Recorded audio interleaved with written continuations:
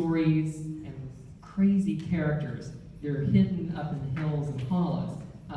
And although Atlanta is a metropolitan area, you don't have to go too far to find those people. We have a wonderful narrator, Clayton, who has to confront all of these terrible choices that have been visited upon him by his family members, and not to all of a sudden drop the level of excitement down, but it is very true.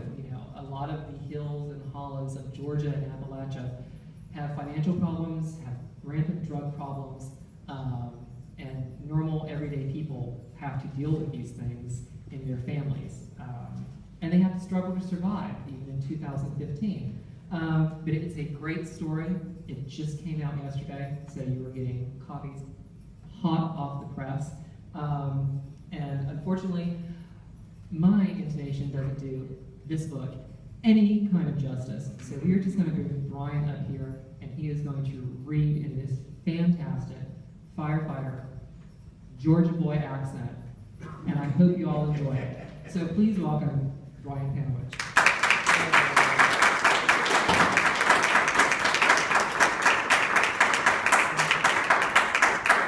Hi.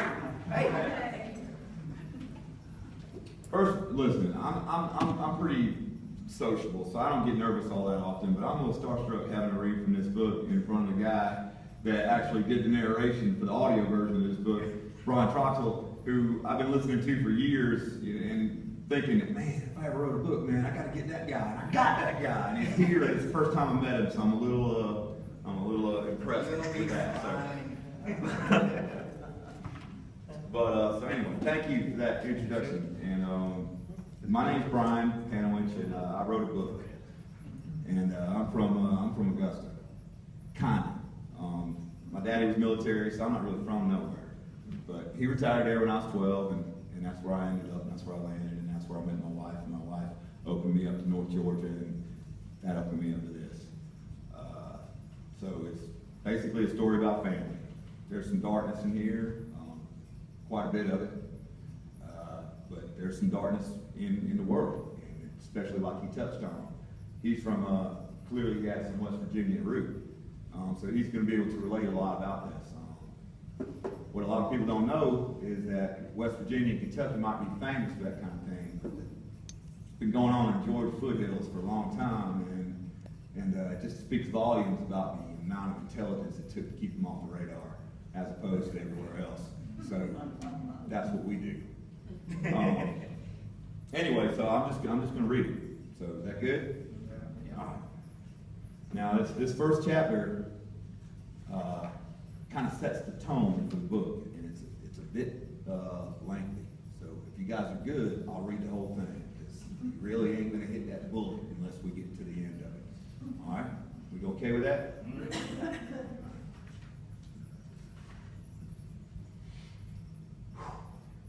Chapter 1, The Western Ridge of Johnson's Gap, Bull Mountain, Georgia, 1949. Family, the old man said to no one. The word hung in a puff of frozen breath before dissipating into the early morning fog. Riley Burroughs used that word the same way a master carpenter used a hammer. Sometimes he'd just give it a gentle tap to nudge one of his kin toward his way of thinking, but sometimes he used it with all the subtlety of a 9-pound sledge. The old man sitting in a wooden rocker, slowly squeaking it back and forth on the worn and buckled pine slats of the cabin's front porch. The cabin was one of several hunting shelters his family had built all over Bull Mountain throughout the years. Rye's grandfather, Johnson Burroughs, had built this one. Rye imagined the elder statesman of the Burroughs clan sitting in that very spot 50 years earlier and wondered if his brow ever got this heavy, and he was sure that it did. Rye pulled a pouch of dry tobacco from his coat and rolled a smoke in his lap.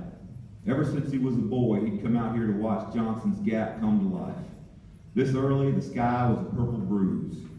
The churning chorus of frogs and crickets was beginning to transition into the scurry of vermin and bird song, a woodland changing of the guard.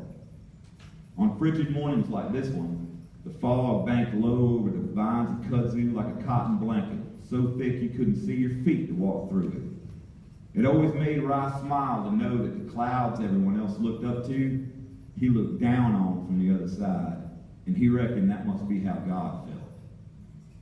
The sun had already began to rise behind him, but this gap was always the last place to see it. The shadow cast down from the western ridge kept this section of the mountain almost a full 10 degrees cooler than the rest of it. It would be well into the afternoon before the sun could dry up all the dew that made the forest shimmer. Only thin beams of light broke through the heavy canopy of oak trees and Scotch pine.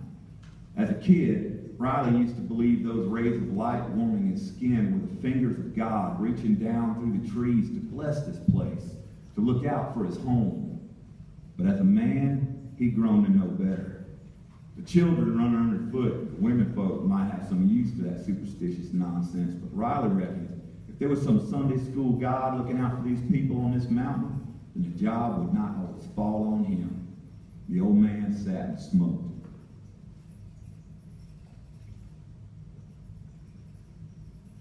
The sound of tires crunching gravel soured the morning. Rye tamped his smoke out and watched his younger brother's old Ford flatbed pull up into the drive. Cooper Burroughs climbed out and snatched his rifle from the mount on the back window. Cooper was Riley's half-brother, born nearly 16 years after him, but you wouldn't know it by looking at them side by side. They both had chiseled features of their shared father, Thomas Burroughs, but carried the weight of life on Bull Mountain heavy in the jowls, making both men appear much older than they were. Cooper pulled down at his hat over his shaggy red hair and grabbed a backpack from the front seat. Rye watched as Cooper's 9-year-old son, Gareth, appeared from the passenger side and walked around the truck to join his father. Rye just shook his head, breathed out the last of the cold smoke in his lungs. Just like Rye to bring a buffer when there's a chance of tempers getting flared. He knows I wouldn't put an ass whooping on him in front of his boy. Too bad he can't use them smarts when it matters. Rye stepped off the porch and opened his arms. Good morning, brother and nephew. Cooper didn't answer right away. Father to hide his disdain, he just curled up his lip and spit a slick string of brown tobacco juice at Rye's feet. Save it, Rye. We'll get to it soon enough. I gotta get some food on me before I listen to your bullshit. Cooper wiped a sticky trail of spit from his beard. Rye dug his heels into the gravel and balled his fists. The boy standing there, be damned, he was ready to get this thing on. Garrett stopped and stepped in between the two men in an attempt to ease the tension. Hey, Uncle Rye. Another few minutes of stink eye, then Rye broke his brother's stare and squatted down to acknowledge his nephew. Well, hey there, young man. Rye reached out to hug the boy, but Cooper shuffled his son past him and up the front steps of the cabin. Rye stood, dropped his arms, tucked his hands into his coat. He took another long, solemn look out into the sawtooth oaks and clusters of maple and thought again about his grandfather. Pictured him there, standing, doing the exact same thing Rye was doing now, looking at the same trees, feeling the same ache in his bones. It was going to be a long morning.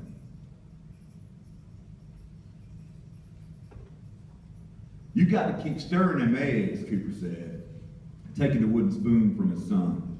He carved off a chunk of butter and dropped it into the bubbling yellow mixture. You keep stirring until it ain't wet no more, like this. See? Yes, sir. Garrett took the spoon back and did as he was shown. Cooper fried some fat back and bacon in a cast iron skillet, and then served it up to his son and brother as if that pissing contest outside hadn't just happened. That's the way brothers do.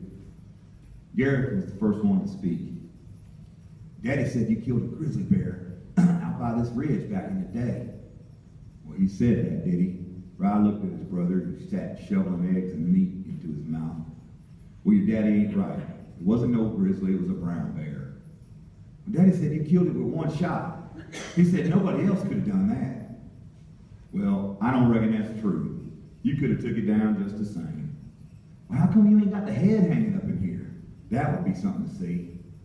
Rye waited for Cooper to answer that, but he didn't look up from his food. Garrett, listen to me real good. That bear, I didn't want to do it.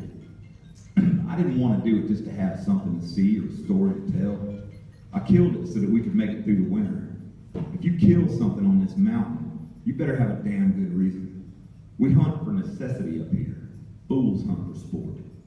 That bear kept us warm and fed us for months, and I owed it that much. You understand what I mean by that? I owed it?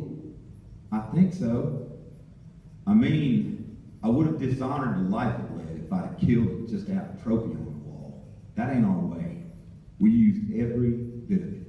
Even the head? Even the head. Cooper piped up. You hearing what your uncle's telling you, boy? Garrett nodded at his paw. Yes, sir. Good. That's a lesson worth learning. Now enough talking. Eat your breakfast so we can get on with it.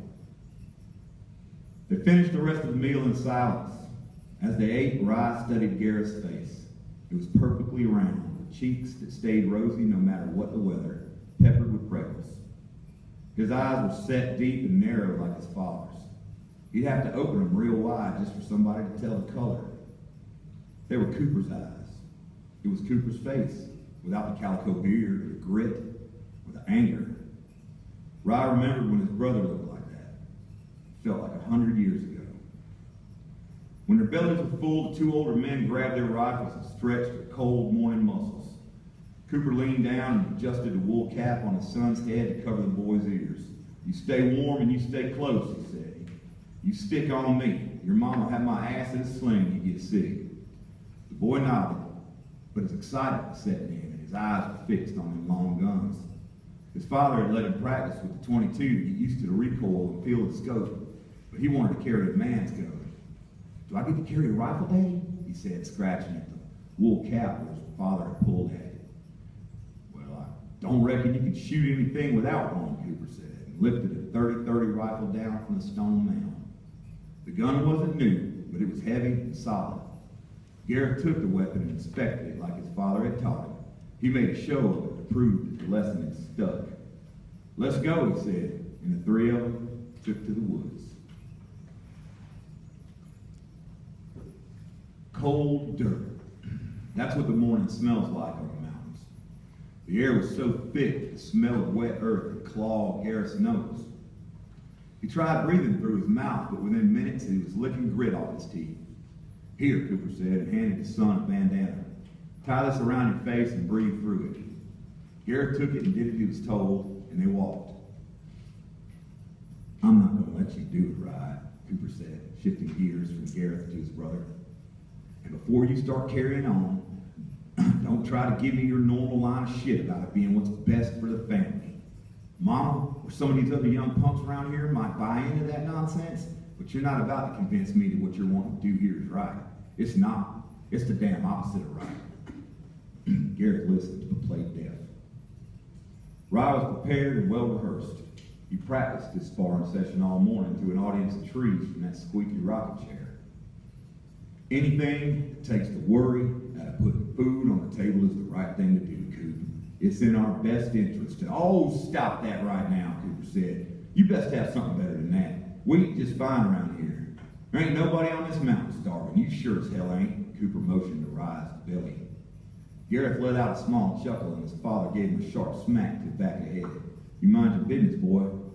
Garrett went back to acting deaf, and Cooper returned his attention to Rye. The trees on this mountain have done right by our family for 50 years. 50 years, Rye.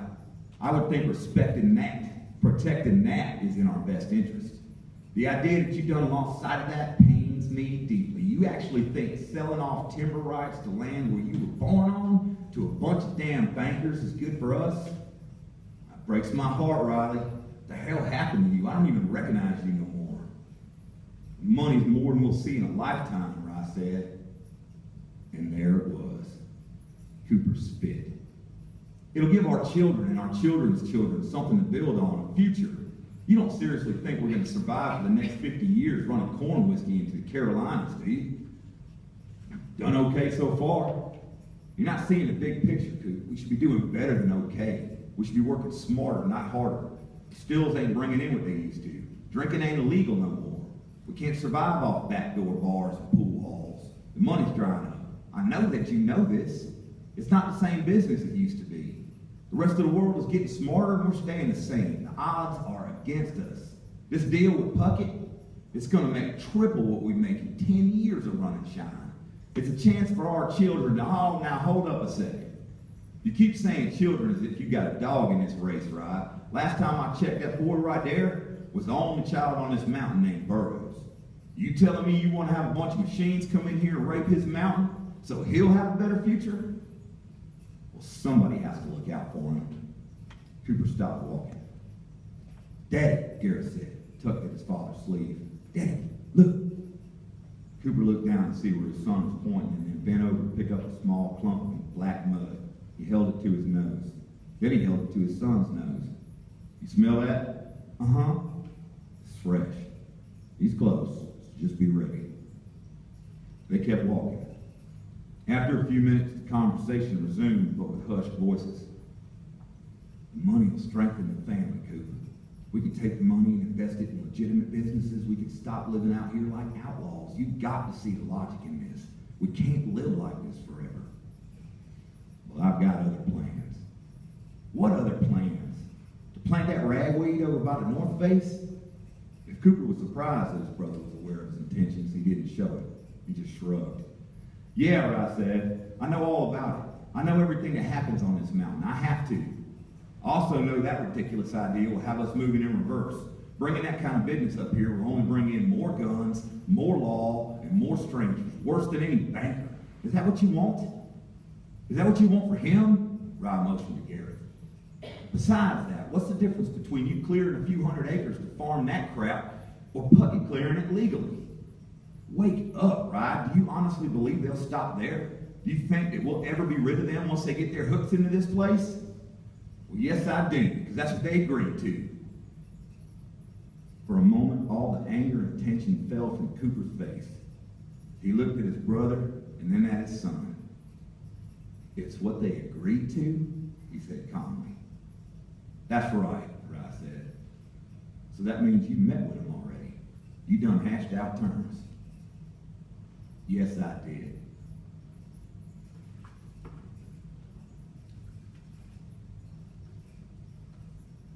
They walked quiet for the next quarter mile.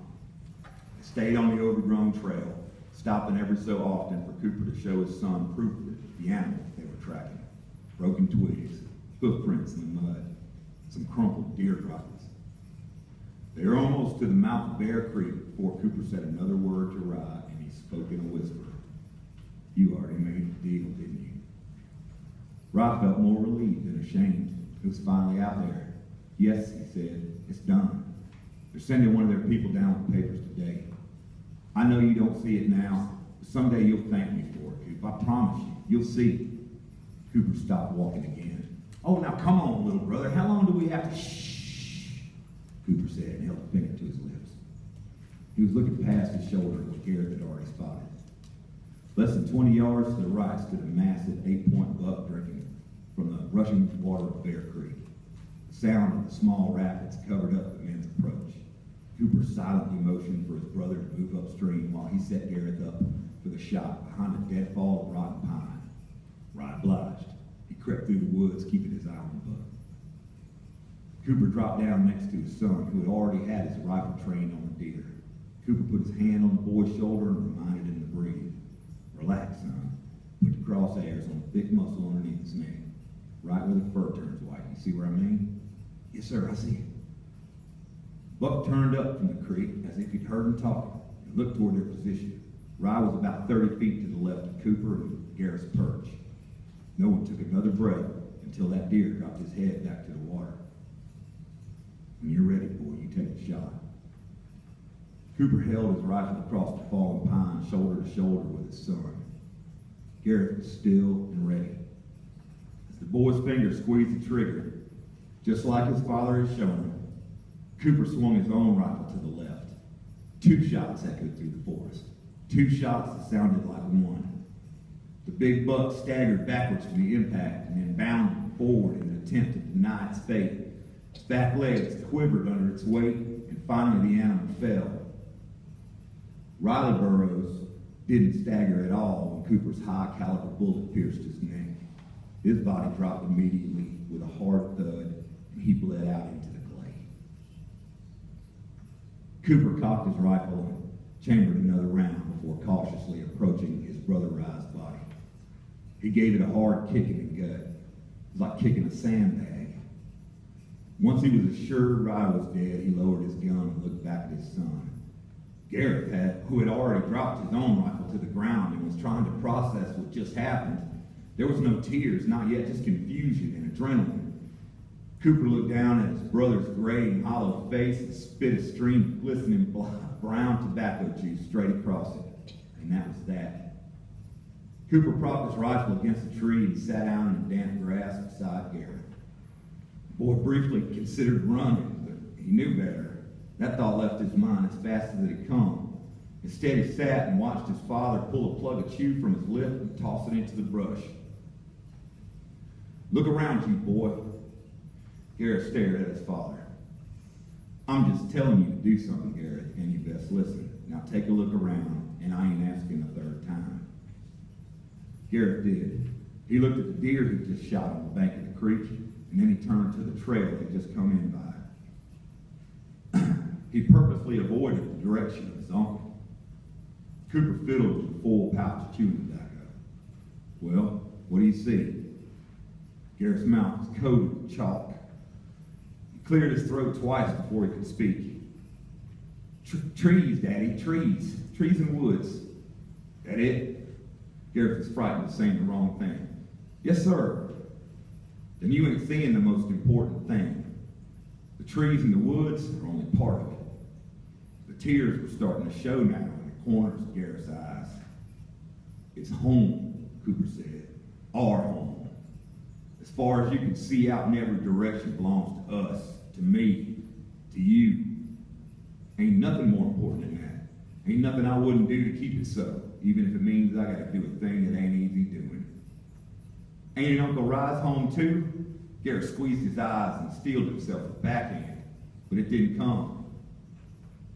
Not no more, Cooper said. He reached over to adjust his son's cap again and wiped the tears from the boy's rosy, chapped face. I'll give you this one time to cry, but then I won't have no more going on about it. You understand? Gareth nodded. Do you? Yes, sir. Good, because we got us one more thing to do before we drag and dress that deer out of here that you just shot. Cooper loosened the fisherman's knot on his pack and pulled out an old Army surplus folding shovel. He handed it to Gareth. Cooper Burrows sat and chewed tobacco while he watched his 9-year-old son dig his first grave. And there was more lesson in that than in killing any 8-point buck.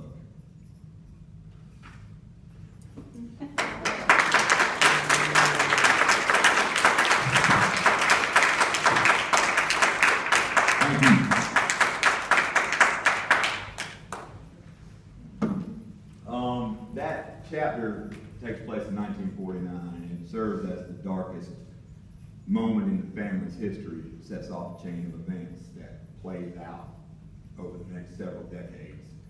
And so the story will jump back and forth in time from the things that had happened leading up to 2015, when the youngest brother of the latest generation, Clayton, is born soft. And what I mean by that is he has a conscience. And he can't do the things that his family has been doing for years. And so, almost as an attempt to let it be known that he was okay with being soft, he takes the job as sheriff of the township that sits at the base of the mountain. And kind of just tries to keep what peace he can. And I don't know if you guys know as much as I do about how family works. I don't know if everybody's from here or not, or if you're Southern or not, but you can't just turn it off wherever you're from. And blood's in you, and sometimes it can take 70 years for it to catch up, but it will catch up with you, and that's essentially what this story is about. So there it is. Has anybody got any questions or anything? Because I like to talk. We talk about it all day. Yes, sir. What was your publishing journey?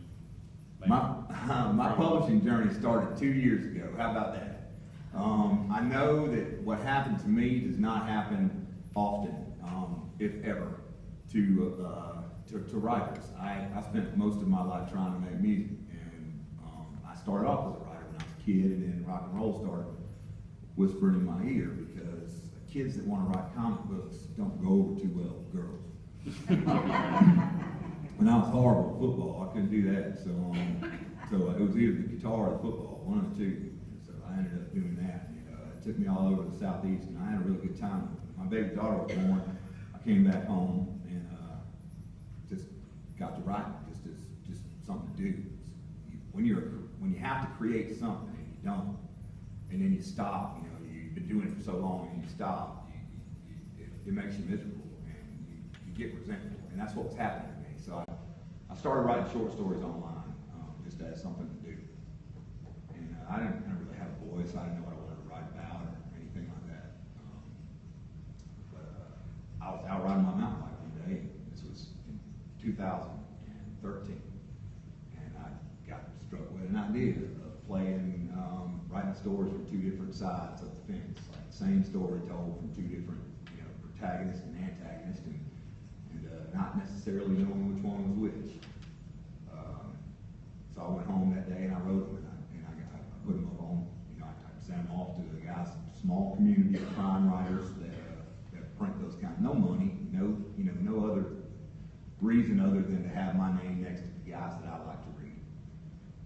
And those two stories got nominated for a Best on the Web award from a small mystery magazine, online magazine called Spine Tingler. And there was, again, no money, no nothing involved, just bragging rights. And I didn't win. I lost to, I think, Ken Bruin. So if you're going to lose big. You know what I mean? I was okay with that. I mean, I can lose to Ken Bruin. So turns out that agents in New York read them stories too. And I got a call from, I get a little teary sometimes thinking about it, because I can clearly divide my life, like before Nat Soul and after Nat Soul. And he read these stories and he called me and said, "You got anything longer?" I didn't know who he was. I didn't know if he was like the Prince of Nigeria or something. You want to, he need money. I didn't know. He's talking about, I really like your work. Got something on with it. Call, very, very gentleman-like. And I was like, no. And he's like, "Well, if you ever do, give me a call. And after you hang up, go ahead and Google my name." And I did. I did. And he was James Elroy's agent. And I about fell out. I couldn't believe it. He was Tom Franklin's agent. And what? And he's calling me, and he was interested in me. So I didn't call him back. I went to the firehouse. I'm a fireman. And I told the guy, I said, "Man, I had this agent call me about my stories, man. And so he wants me to write a book." Well, they said, "Well, you better get to it." So I wrote down my little outline for how I figured I could flesh those two stories that he was interested in into a larger book. And it all fit on one sheet of paper. I gathered up all the firemen around the table. I said, "All right, guys, I'm for real, man. You tell me if this sounds like something you'd want to read." And because they're brutal. I don't know if you know anything about firemen, but if you want the truth, you're gonna get it if you bring it to them. And they won't hold no punches. They don't care if they blow your nose with it. But I got an overwhelming, "Yeah, Brian, do it." So they let me sit up in that closet upstairs at the firehouse for a year and write this book every third day. I got 4 kids, by the way. I got 4 little kids and a wife, and she's a strong, independent Southern woman, and so there ain't no writing in my house. That ain't gonna happen. I live in a shoe, That's why I was writing short stories, because man, you got to get it in there, So my boys at the firehouse, God bless them, they let me, if someone in the county wasn't on fire, I was writing this book. And, it took a year from when he contacted me, and I sent it to him out of the blue. I didn't even know if he was going to remember who I was, and it turned out that he did remember me, and he called me 3 weeks later and asked me if he could represent me in the book, and shit fell back in it. I don't know how else to say it. It was that, to this day, that's still the best moment of my career so far, was having that phone call and being validated that I actually, had a little bit of talent. because up until that point, you always question everything. Within 3 months, he sold this book to Putnam, and here it is. So from 2012 to now, that was my career trajectory, man. I didn't go looking for it. It came to me. That's amazing. It is amazing. I'm blessed, and I know it. Not that I haven't been putting myself out there in some creative way, form, or fashion for my entire life. So it's like a 20-year path to overnight success. But that being said, I know that what happened to me doesn't happen, and there are writers out there that have been writing stories forever, and they have not had that one lady luck moment. And I constantly keep that in front of me because I don't ever want to take it for granted. So, yeah. So it's a tough story to tell, man. The first thing I say is that my first story was published in 2012, and people say, "Wow, you don't deserve this." You're probably right. You're probably right. But I wrote it. So did you ever take writing classes or go to college for writing? I went to Georgia Southern for 2 years for journalism, to follow that path, and that's when I discovered that the whole writer's thing wasn't as attractive as the rock star thing. So I dipped out of college and went on the road for almost 15 years. So I have no formal writing education. No. Were you riding your mountain bike on Bull Mountain? No. No. No, I wasn't. I was riding in Augusta on the canal. But Bull Mountain in Dahlonega is a bike trail, and Dahlonega is gorgeous. And every time we go, I bring my bike. But me and my wife end up drinking too much wine, and I'll never get to ride that mountain. So I've been trying to do it for years. And so when I needed to come up, this whole book is based, and I'll go ahead and tell you, it's based on Clayton County. You guys familiar with Clayton County? Well, that's actually where Clayton Burroughs got his name from Clayton County. I changed the name of the county up to McFalls County for a couple of reasons. I didn't want to be stuck geographically to have to explain the area to people to know. That erased that problem for me. And when it came time to name the mountain, it was like the ever-elusive bike trail that I could never get to. So it made sense. It just sounded like an ominous place. And just touching on that real quick, McFalls, I named the county McFalls after my wife's maiden name. Her father, my father-in-law, who there's a lot of in this book because he was one of the guys that I researched over the campfire to find out just exactly what went down, like post-prohibition. And I named it McFalls County because that's his name. He raised 3 girls by himself, and he didn't have no boys carry his name on. So I figured that this was my way of keeping his name out there in bookstores and libraries. So that was my little tip of the hat to the man who actually informed me that North Georgia was a big part of the game, West Virginia, Kentucky, or any place that's famous for it. They just wasn't looking to get caught. Yes, sir.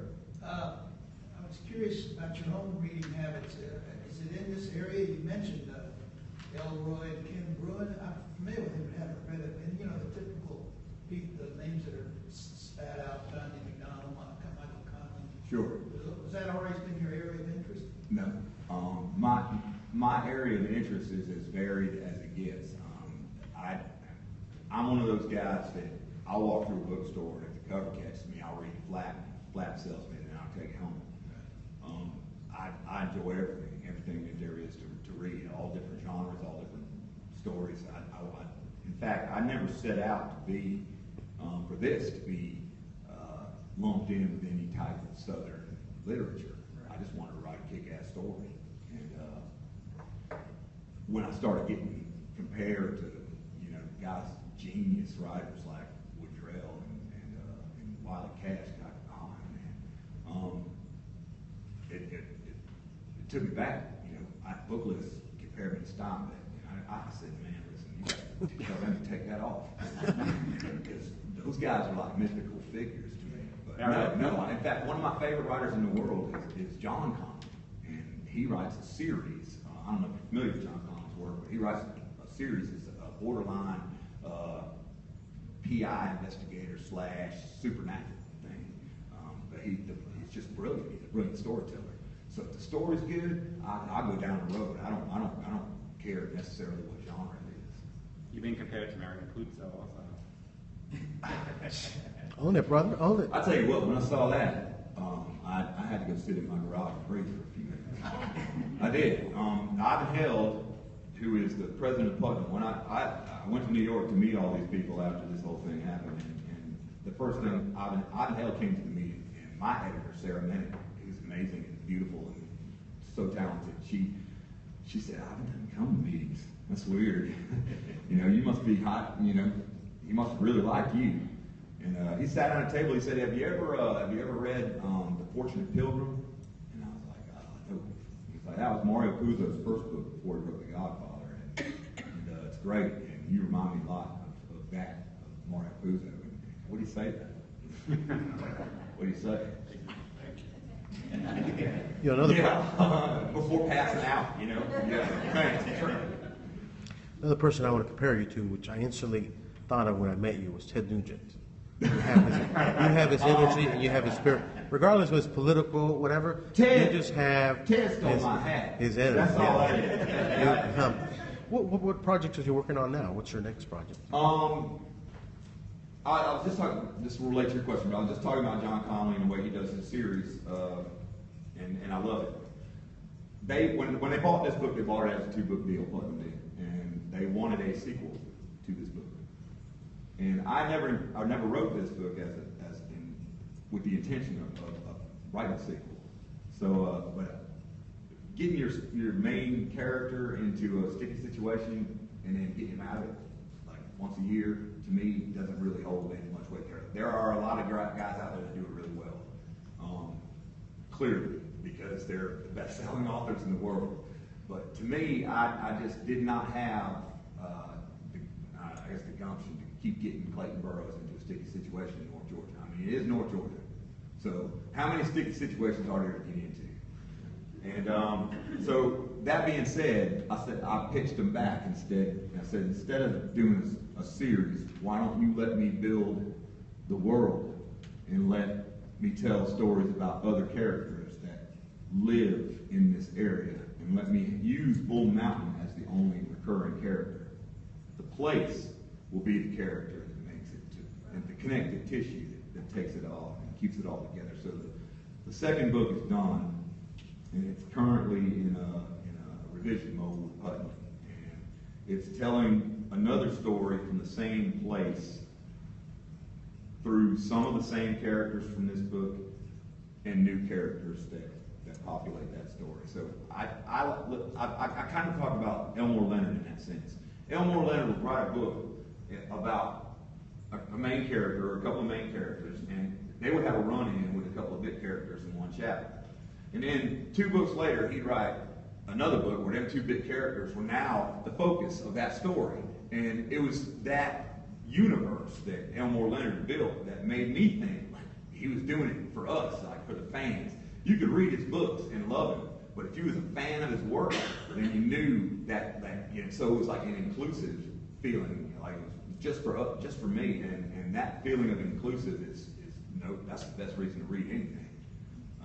So that's what I want to do. So yeah, there's a second book coming, and it's on Bull Mountain, and it's going to be from a female perspective, and the things that the women go through up there, which I think is incredibly important that people know. So. When will that book come out? About a year from now? Is that what they're putting? Well, I blew my deadline. So how about that? Hot dog, right? They told me then. They said, "Are you sure July 1st?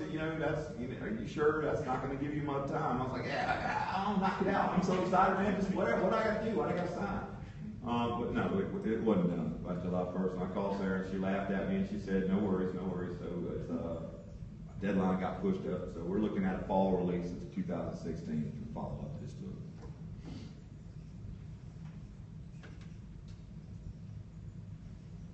Yes, ma'am. How is it working with an editor? It was fantastic, but it took a minute to get there, because you don't realize just how imperfect your writing is until you let somebody take a look at it that And that took a little getting used to. I mean, I'm 43, so it's hard to tell a guy who's been doing something, you know, as long as I have, that they know what they're doing. So I think I could, looking at this book now, reading it now, I still see things in it that I could have done better. I think I could have revised this book 100,000 times over, and it still wouldn't have been what I wanted it to be. So eventually I had to step back and let go of it and just give it over. And then I gave it to somebody, and they said, "We need to do this." And I'm like, "Well, hell no, I've done spend all this time doing this. I'm not gonna do that." And then she would have to sit me down and explain it to me. But once that relationship was built, she brought things out of me and out of this book that I would have never thought I was capable of. And I believe, honestly, that Sarah Minnick and Nat Sobel and the amount of time, effort, and passion that they put in this book, they're as much a part of it as I am. They're my partners in this book. They made me a better writer. So working with an editor was a fantastic experience. It's just tough to get Did that carry over into the new book? Absolutely. Because now she knows that she's got, you know, she don't have to copy me. And so yeah, with this second, it's kind of the reason I blew the deadline. It's because, you know, I knew what she was going to want, and it wasn't there. And so I needed to get it there before she tears it apart again. Which I'm good with, you know, because, you know, they know more than I do. So, yeah, working with editors is great. I don't think you should ever put anything out there unless you put some eyes on it from somebody else's perspective, especially self-publishers. Brian, maybe one more question before we end the sign? Everybody? You still a farmer? I am. Yes, sir. Every third day. My chief gave me 17 days off so I could go out there and do this. Which is pretty cool because I'm a guy from Columbia County done good. So they're using me as PR over there. And Mom's proud, so that's all good. So they're using that whole fireman angle to work in, you know, their county PR, which is fine. Yeah, that's cool. Whatever they want to do. I'm gonna take one more because she's right here. Who do you see playing Cooper in the movie? My father-in-law. To be honest, you know, yeah, that's who I based him around. So yeah, it'd have to be Ed. But I don't reckon they'd let me buck like they did and let me get Brian Cox. If you don't have a dream. Yep. Well, you know what? If I could give that to Ed, I would, man. I would do it in a hot minute. But that kind of thing is out of my hands. You know, I don't believe I have that much power in Hollywood. I want to touch on one more thing. I got to mention this. I talked to you about Brian before I got started. I've been listening to him do narration for audiobooks for a long time. My favorite book in the world is Daniel Woodrell's Give Us a Kiss. I've read it so many times that, man, when it starts drawing me in to read it again, I'm like, damn, I have to read it again. But I have to. It's just one of the things. So I tried audiobooks for the first time several years ago, and that guy right there did the audio for that book. And he nailed it to the wall. And I said, man, someday, if I ever get an opportunity to write a book, man, I'm gonna get that guy. That's the one.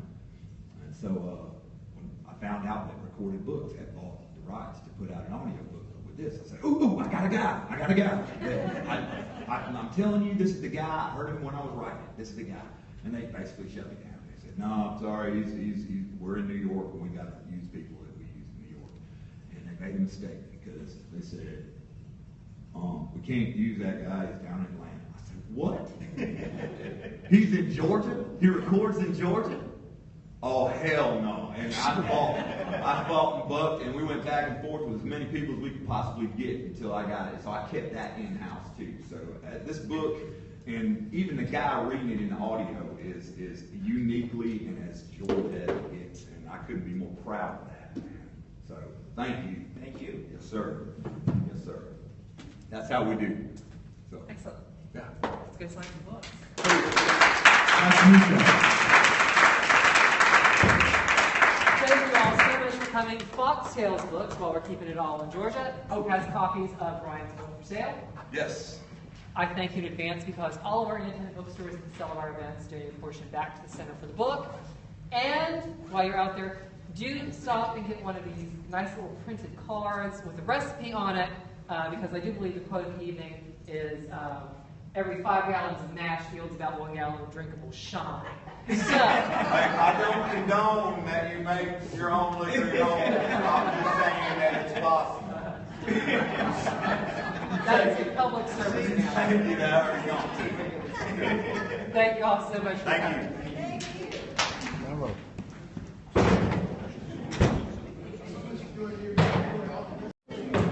Thanks for watching. Dr. Wilson Trevino here at the Center for the Book. What book did we see? It's T4 Vista. What book did we see? Thanks for joining. Bull Mountain. So catch us next time. Thanks for watching.